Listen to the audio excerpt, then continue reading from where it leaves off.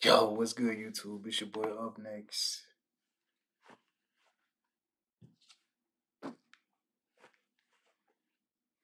I want to come back with another video. Hey, man, look. First thing in the description, man, make sure you go cop, make sure you go shop the Up Next satin line beanie. Also, the Up Next multi-purpose beanie right under clothing brand. First link in the description. Shout out to Shannon, Sharpe, man. Make sure y'all go subscribe to Club Nightcap, Club Shay, all that. You know what I'm saying? Go like his video, go subscribe. If y'all want to watch the whole video without any interruptions, the video title is at the top, so you can go check that out. Also, if you're new to the channel, I am a content machine, so make sure you hit that like button, hit that subscribe button, turn on post notifications so you won't miss an upload, okay? We about to hop straight into it, man. Comment y'all opinions, comment any discussions down below. Let's get into it. Let's go. Hello, it's your favorite sports unk here. Don't forget to hit that subscribe button to join the fastest growing community on YouTube. Remember, Nightcap doesn't happen without you. So please subscribe or you're going to make Ocho cry. I think it's time to address the elephant in the room. Wait, elephant? Everybody wants What happened? the Mike Epps situation. Okay. Oh, yeah, Mike. I heard what you said, bro. Yeah. I ain't letting you off the hook. And I think the thing for me is that, like I said, what he said. And so we had a conversation, and he and I going to get together because he's from Indy, and he is going to sit down and talk. And oh, y'all talked already? Yeah, we were texting. I mean, DM. We were DMing Ocho. And okay, I ain't. Okay, that's on y'all. But we're gonna have a conversation. I'm going to Indy because I'm coaching in the celebrity basketball game, and so we're gonna get together. And I got upset about, and he told a story. You don't have to be at a point in your life. Man, shout out to Shannon, man, with all these damn ads. Come on, man. Sharpe did not DM me to come on the show. I DM'd him. No. He also said, I wish Katt had said something about me. I'm jealous. Now, the pushback that I'm going to give, and when I, I'm there, Ocho, so I really never go back and watch the interview because I was there when it actually happened. Facts. He said, I tried to get Katt to say something negative about him. Yeah. I never tried to get Katt. I didn't try to get Katt to say anything negative about anybody. The reason why a lot of the interviews take so long, Usher was only an hour because his team that was talking said, look, he want to sit down with Unc. He loved the platform. He loves what Unc's doing for the community. He says he wants to sit down with it, but he only has an hour. No problem. Jonta, Brian, Mike, appreciate that. Usher team, thank you, bro. I really appreciate it. I know you're busy, so I appreciate that. But if you think about it, Ocho, the reason why my interviews take at least normally 2 hours is because I ask the question, I sit back. Exactly. They just very seldom do I ever interrupt the guest because I don't want them to lose their train of thought. Just go ahead and say, speak. You got to say. I don't try. I'm Switzerland. I'm neutral. I don't agree. I don't disagree with what the person is saying. I want that's their choice. I want the people that's watching on YouTube or listening, however you get it, Apple or Spotify. Facts. I think, is there any other way you can listen to it? Apple, Spotify, YouTube podcast. So however you consume it, you get to make your decision. Okay. And so they're like, I mean, even DL. Oh, and he was like, he said something when Mike Epps said what he said. Well, this is what you get for being messy. How? How am I messy? I ask a question. They answer the question. I don't like. Hating, bro. Niggas hating. Hey, man, did he do anything else? Did he say anything else? Exactly. I asked the question. He answered. So we going back and forth in the DM. He says, bro, let's just have fun with this. I said, no. I say, tell me the fun with you lying on me, saying I'm gay, saying I cross-dress and I look like Medea. Yeah. Tell me where's the fun for that for me.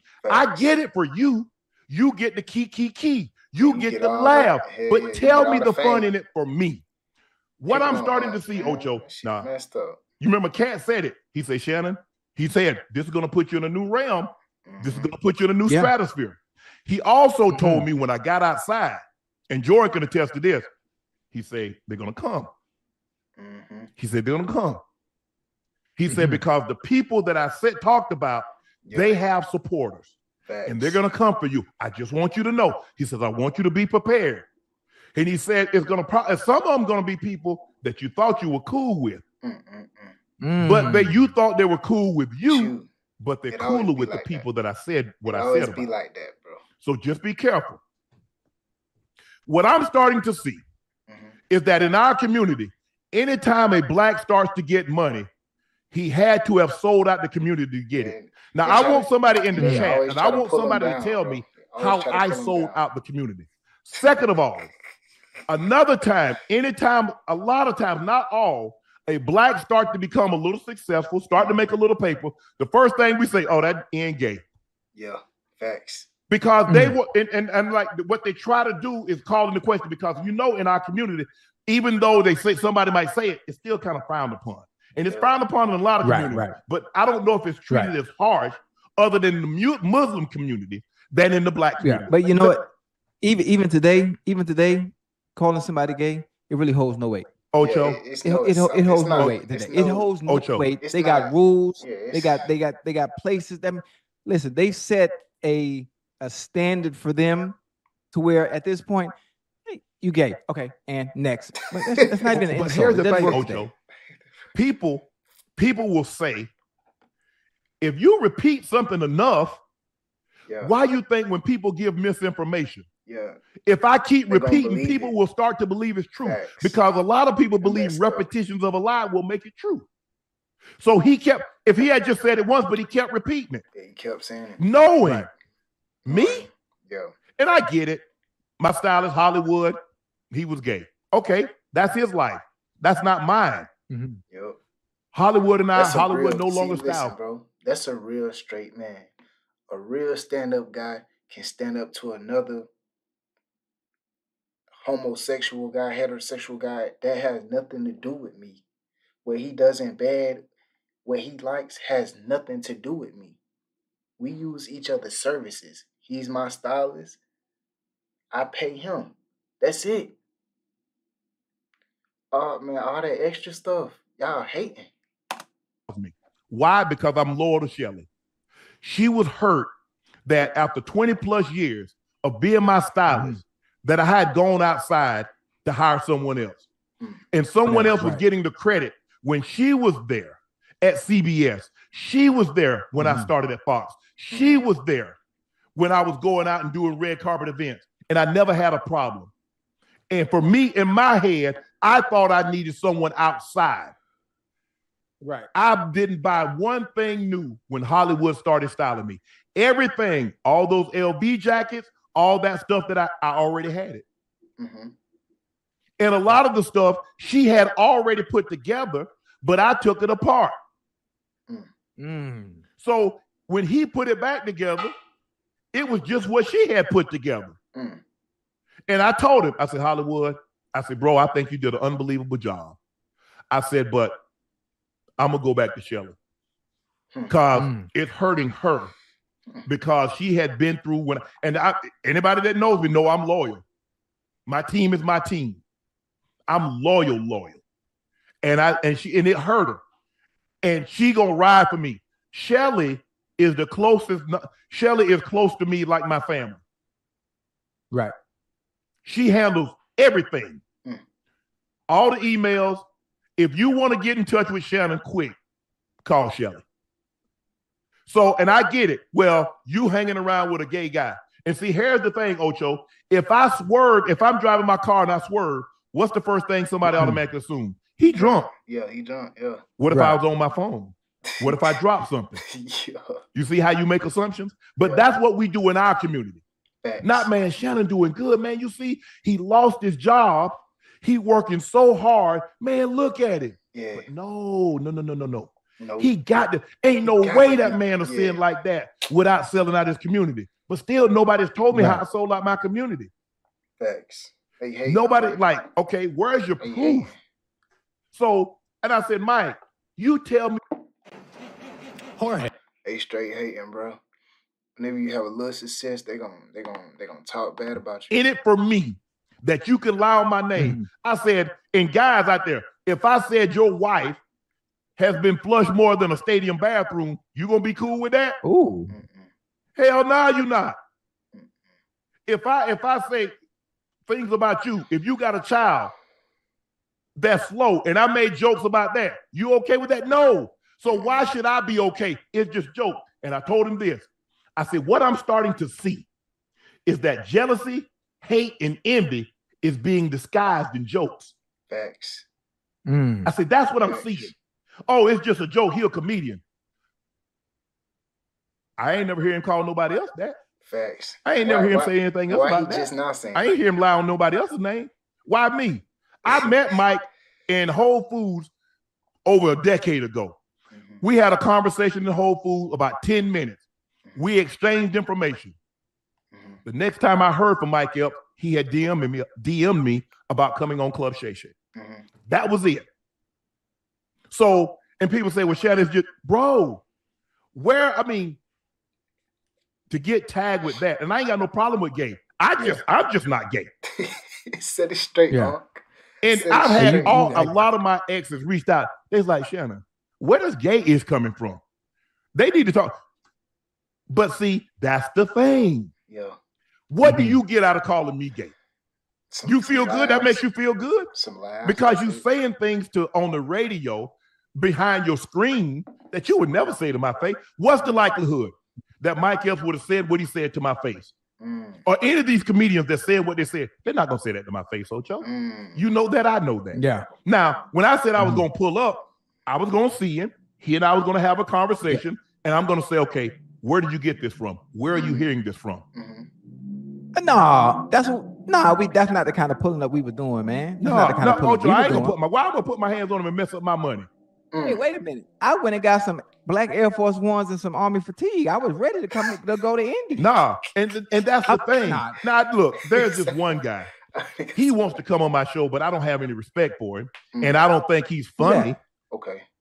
Who that? And so I don't really pay any attention to him. And he keeps it going. Who that? Who that? The chat knows who he is. Stop. But that's the I was lost. That's yesterday. the thing, Ocho. And so I said, Mike, we just need to have a conversation. Ocho, and hopefully once we have this conversation, this thing goes to bed. I said, because at the end of the day, I'm a man, but I'm also a son. I'm a brother. I'm a dad, and I'm a granddad. Yeah. And when my kid starts reaching out, okay, now we got a problem. You just saying what you saying. My daughter hit me up. Dad, where is this coming from? Now I got a problem because you got people involved. If it was just me and you, I got a grand. Now my grand gonna have to hear this. So I just need to know. You need some clarification. What's really going on and why you feel that way. And why you felt the need to say what you said as far as I reached out to you. Now everybody heard him say, I'm jealous. Katt didn't mention my name. But then you turn around and say, well, Shannon tried to get Katt to go in on me, but he wouldn't. Did anybody hear me mention anything about Mike? Other than I think I might have said, I don't know, like I said, correct me if I'm wrong. I think I said Mike was great in that role. Nobody else could have played Day-Day. I don't try to get my guests to go anywhere. Right. But I have a question. What you have to understand for me, which is what I'm really good at, is obviously knowing all the comedians and understanding comedy in itself. Is how when I take anything that they do say with a grain of salt. You know, because comedy Ocho, is... you're not going to take what they're saying about me with a grain of salt. Stop it, Ocho. What is joke to you is death to someone else. Everybody don't play like they play. Okay, I know. Okay, you're right. But me, as hilarious, funny, so you know my personality. If he say a rail getting smashed by 15 dudes, you cool with that? But there's no how's it different? It holds no weight. You say that. I'm just listen, stay with me now. It holds no weight. What you saying? It holds no weight, and there's no fact in it. Thank you. Hold on. There's no what? Let me finish. No weight in that. Ocho, I know you. You're not gonna let somebody talk about rail.